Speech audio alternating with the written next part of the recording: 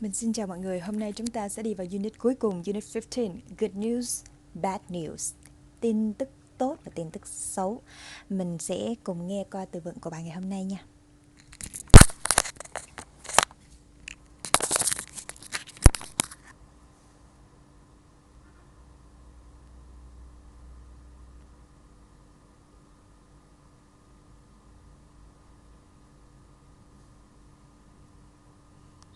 Unit 15. Good news, bad news. Listening 119. Listen and point. Boss. Office. Builder. Vet. Journalist. Secretary. Dentist. Receptionist. Mechanic. Author. Boss là sếp. Office là văn phòng. Builder là người xây dựng, thợ xây. Vet là bác sĩ thú y. Journalist là phóng viên. Secretary là thư ký. Dentist là nha sĩ. Receptionist là tiếp tân, lễ tân. Mechanic là kỹ sư. Mình nhớ mà đọc cái âm CH là âm K mọi người ha. Mechanic. Và chữ C cuối cùng như mình cũng đã được học, đó là phát âm là âm K, nên là mình sẽ đọc là mechanic. Author là tác giả. Rồi bây giờ mình cùng nghe qua bài hội thoại.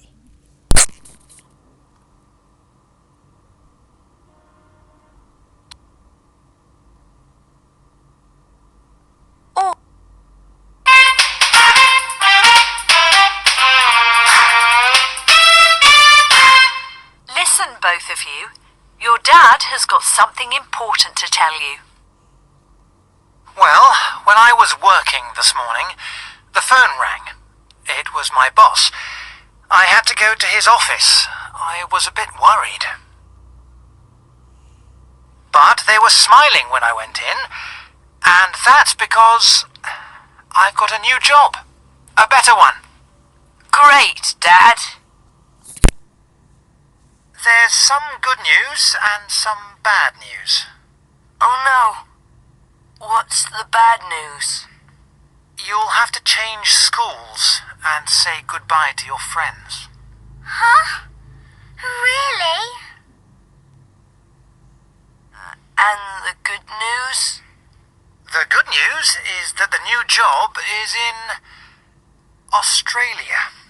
You will go to school with your cousins. So we'll all be together again? Yippee! Ok. Listen both of you. Hãy nghe này, cả hai con. Both là cả hai. Your dad has got something important. Bố của con có một cái điều quan trọng to tell you, để nói với các con. Well, cái well này là when I was working this morning, khi mà bố đang làm việc buổi sáng nay, the phone rang, thì điện thoại reo. It was my boss, đó là sếp của bố. I had to go to his office, là ba phải đi đến văn phòng của ông ấy. It was a bit worried, a bit là một chút, ba có một chút lo lắng. But it was smiling when I went in, nhưng mà họ thì cười khi mà bố bước vào. And that is because, và đó là bởi vì I've got a new job, là ba có một công việc mới. A better one, một cái tin tốt hơn nữa. Great dad, thật tuyệt vời bố. There's some good news and some bad news. Có một vài tin tốt và vài tin xấu. Oh no, what's the bad news? You will have to change, là con sẽ phải đổi trường. Will là sẽ, have to là phải, con sẽ phải thay đổi trường học. And say goodbye to your friends, và nói lời tạm biệt với bạn bè. Oh, really? Thật sao ạ? And the good news? The good news is that the new job is in Australia. Và tin tốt đó là công việc mới là ở Úc. You go to school with your cousins. Con sẽ đi học với anh chị em họ của con, là những người mà đã lúc trước đến thăm và bây giờ đã đi về rồi đó. So we'll all be together again. Vì vậy chúng con sẽ lại vui vẻ cùng nhau. Yippee. Rồi, bây giờ ngữ pháp của ngày hôm nay là thì quá khứ đơn và quá khứ tiếp diễn được kết hợp như thế nào trong một câu. Thì mình thấy rằng cũng là hai hành động trong quá khứ, nhưng nếu hành động nào xảy ra xuyên suốt thì hành động đó chia quá khứ tiếp diễn, và một hành động nào chợt xảy đến thì hành động đó chia quá khứ đơn. Ví dụ, when I was working, khi mà bố đang làm việc, the phone rang thì điện thoại reo. Các hành động làm việc nó sẽ xuyên suốt và kéo dài hơn, liên tục hơn, và the phone rang chỉ là một cái hành động chợt xảy ra khi mà cái hành động kia nó vẫn đang xảy ra xuyên suốt thôi. Cho nên hành động làm việc sẽ là chia quá khứ tiếp diễn to be cộng verb was working, còn quá khứ đơn là động từ V2 ed, rồi hoặc là cái động từ với quy tắc ha. Hoặc là khi mà bố bước vào thì họ đang cười, tức là họ đang cười thì mình mở cửa bước vào, thì hành động cười là xảy ra dài hơn, còn bước vào là bất chợt.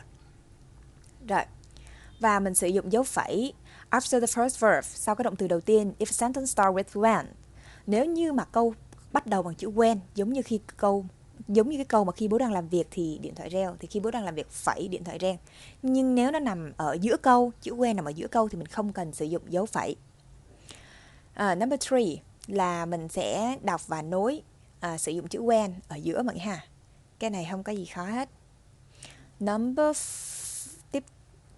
4 mình speaking nè, là mình chỉ vào những bức tranh và mình nói I was waiting at the library when the author came in. Khi mà tôi đang ngồi chờ thì ở trong thư viện thì cái tác giả bước vào. Rồi, phần này chỉ là phần nói thôi mọi người, nói lại thôi, nói lại mấy câu mình nói ở trên thôi nên không có khó. Tiếp theo là grammar homophones, là từ đồng âm. Từ đồng âm có nghĩa là cùng cách phát âm nhưng ý nghĩa lại hoàn toàn khác nhau. Ví dụ trong tiếng Việt mình có cái đường thì mình có đường để ăn, và mình có đường để đi thì mình đều gọi là đường hết mọi người ha. Thì trong tiếng Anh ví dụ như có chữ there là có cái gì đó. They are, khi mà mình được viết tắt động từ to be thì nó thành there, đọc y chang luôn. Và đó là họ, là họ thì. Còn cái thứ ba là there là tính từ sở hữu, có nghĩa là của họ. Bây giờ mình sẽ vào câu ví dụ để mình thấy nè. There is some good news, là có một vài tin tốt, đó là có. Tiếp theo, they are happy, họ thì vui vẻ. Tiếp theo, they will be fun, they will be with their cousins, họ sẽ ở cùng với anh chị em họ của họ. Their cousins là của họ. Rồi, thì phần dưới người ta cũng đã có giải thích nghĩa của ba từ này rồi. Bây giờ number 2, mình sẽ điền ba chữ này vào bài đọc. The family are going to Australia. Gia đình này sẽ đi đến Úc. Đây là thì tương lai gần, be going to. Look, hãy nhìn này. There are 6 suitcases. Có 6 cái vali đồ. Max and Holly have a suitcase each for 3 chấm. Max và Holly mỗi người có một cái vali cho 3 chấm quần áo and special toys, và cái đồ chơi đặc biệt 3 chấm. A bit nervous about living in Australia. Có một chút lo lắng về việc sống ở Úc because everything will be so new and different. Bởi vì mọi thứ thì rất là mới và khác lạ.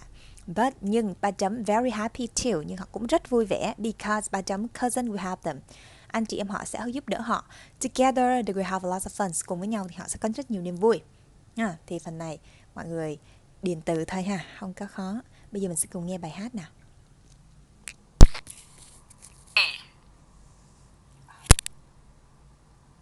Asimo has arms and hands, so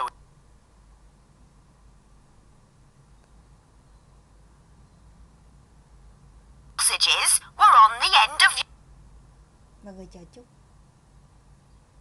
of bread.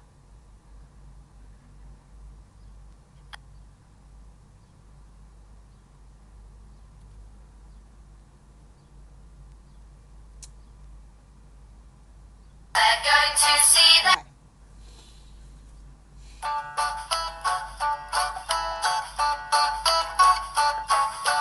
There's a boy and there's a girl, they're going to see their cousins. They've packed their bags, they're nearly there, they're going to see their cousins.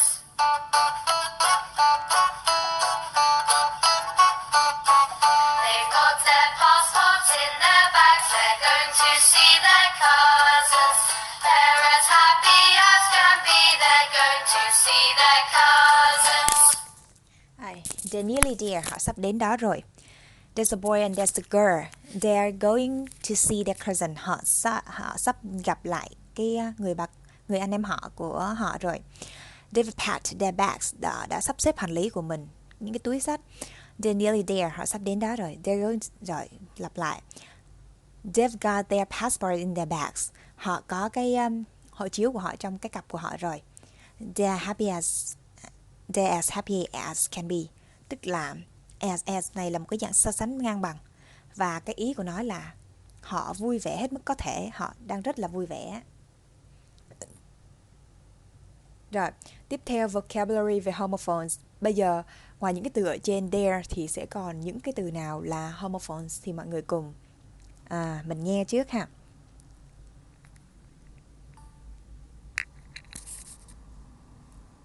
What can you see? I can see a boat.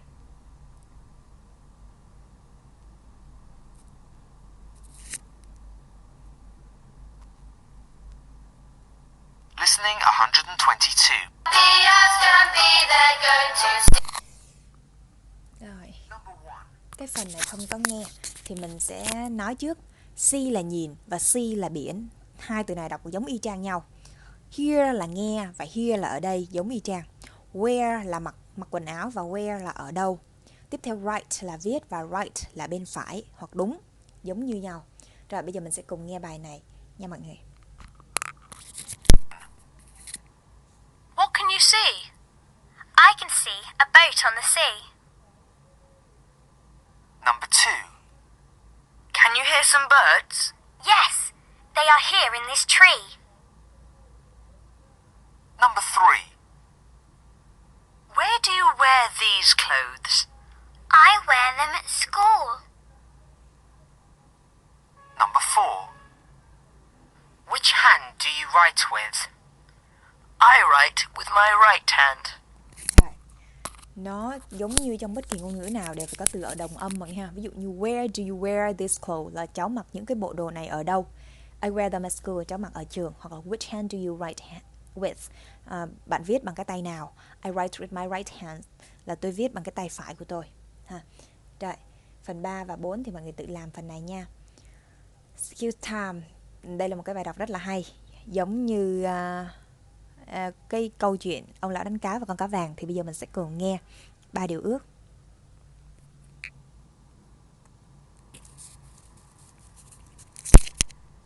Once upon a time, there was a poor fisherman. The fisherman's wife was usually angry because he didn't catch many fish. One day, the man was fishing when suddenly a little fish jumped into his net. "My wife will be happy now," said the man. "We will eat this fish for dinner."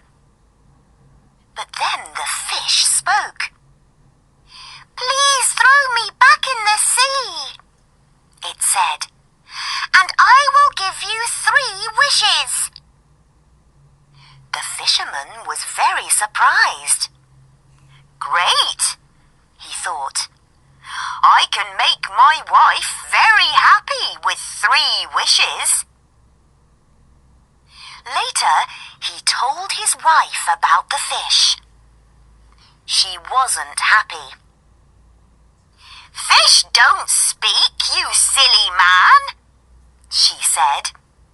"And now there isn't any fish for dinner."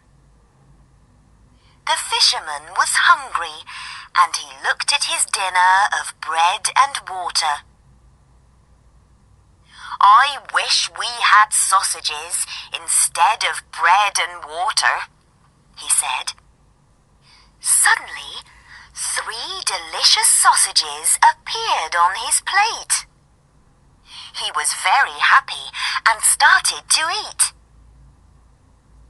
But his wife shouted angrily, "Why didn't you wish for something better, like money or gold? You silly man, I wish those sausages were on the end of your nose." The man looked down at his nose and screamed. All the sausages were on the end of his nose. The wife pulled and pulled, but she couldn't get the sausages off the man's nose. They had to use their last wish. I wish, said the fisherman sadly, for the sausages to go away. Suddenly, the sausages disappeared. Now, they had no sausages and no wishes, and the fisherman never saw the fish again. Ba điều ước 12.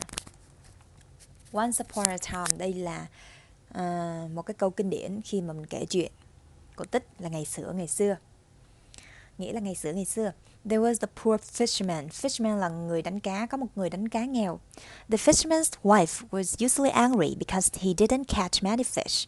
Cái người vợ của người đánh cá này thì thường xuyên nổi giận bởi vì người đàn ông này không bắt được nhiều cá. One day, một ngày nọ, the man was fishing. Người đàn ông này thì đang đánh cá.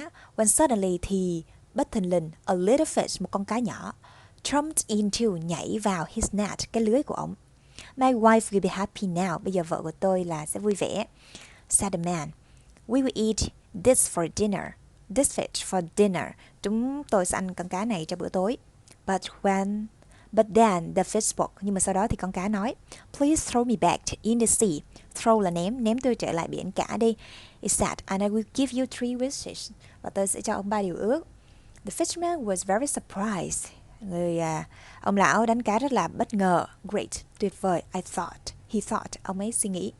I can make my wife very happy with 3 wishes. Tôi có thể làm cho vợ của tôi vui vẻ với 3 điều ước này.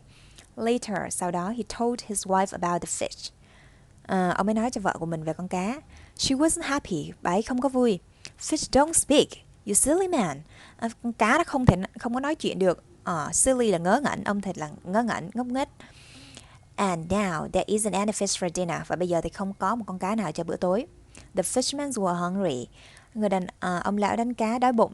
And he looked at his dinner of bread and water. Và ông ấy nhìn vào bữa tối của mình với bánh mì và nước thôi. I wish we had sausages instead of bread and water. Tôi ước rằng chúng tôi có sausage là xúc xích. Mọi người thấy cái phát âm nó giống y chang nhau. Sausage là xúc xích. Cái chữ này là rất là nhiều từ tiếng Việt của mình á, là hơi na ná âm tiếng Anh để mà gọi là từ mượn ha. Có xúc xích thay vì bánh mì và nước. Suddenly, bất thình lình, 3 delicious sausages appeared. Có 3 cái xúc xích rất là ngon xuất hiện on his plate, trên cái đĩa của ông. He was very happy and started to eat. Ông ấy rất là vui vẻ và bắt đầu ăn. But his wife shouted angrily. Nhưng người vợ của ông ấy sau là quát lên một cách tức giận. Why didn't you wish for something better? Tại sao ông không ước cho cái gì đó tốt đẹp hơn, like money or gold, như là tiền hay là vàng? You silly man. Thật là người đàn ông ngốc nghếch. I wish those sausages were on the end of your nose. Tôi ước rằng những cái xúc xích này là nó ở trên mũi của ông, tức là ở trên cái đầu mũi của ông á. The man looked down at his nose. Người đàn ông nhìn xuống mũi and screamed, và la hét lên. All the sausages were on the end of his nose. Tất cả những cái xúc xích đều ở trên cái đầu mũi của ông. The wife pulled and pulled. Người vợ kéo và kéo, but she couldn't get the sausages off the man's nose. Get off là lấy ra. Nhưng mà bà ấy không thể lấy được hết xúc xích ra khỏi mũi người đàn ông. They had to use their last wish. Họ phải sử dụng điều ước cuối cùng.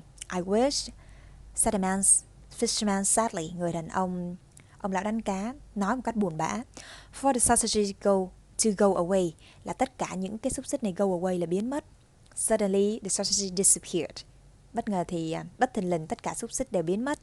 Now they had no sausages and no wishes. Bây giờ thì họ không có xúc xích, cũng không có điều ước nữa. And the fisherman never saw the sea again. Và người đàn ông này không bao giờ gặp lại con cá nữa. Ở đây nói về cái lòng tham thôi các bạn nghe ha. Câu chuyện rất là hay. Rồi, bây giờ mình sẽ cùng listen. What did he wish for? Những bạn nhỏ này ước cái điều gì? Mình sẽ đọc sơ qua từ 1 đến 9. Rồi, thì cái này không có gì khó luôn mọi người ha. Bây giờ mình sẽ cùng nghe và mình ghi cái tên chữ L, R hay là A vào những cái điều ước. Trời ơi.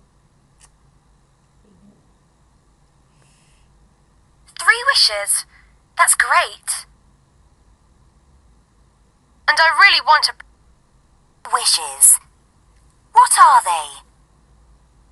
Number 1. My name's Lucas. My first wish is for an MP3 player. I love music, and I haven't got one.